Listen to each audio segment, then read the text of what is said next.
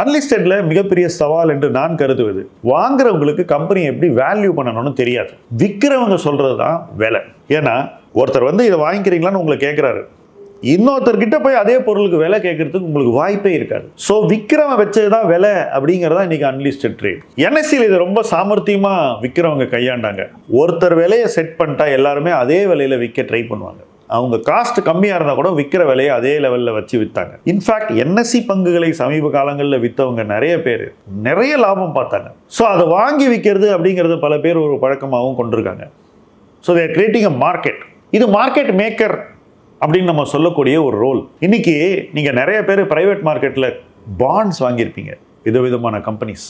இந்த பாண்ட்ஸை வாங்கும்போது கூட உங்களுக்கு ஆஃபர் பண்ணுறவங்க ஆக்சுவலாக புரோக்கர் மட்டும் இல்லை, அவங்க மார்க்கெட் மேக்கரும் கூட. அப்போ விற்கிறவங்கிட்ட ஒரு விலையில வாங்குவாங்க, வாங்க வர்றவங்கிட்ட இன்னொரு விலையில விற்பாங்க. இது ரெண்டுத்துக்கு நடுவில் இருக்கிற விலை வித்தியாசம் அவங்களுக்கு ஸ்ப்ரெட்டு.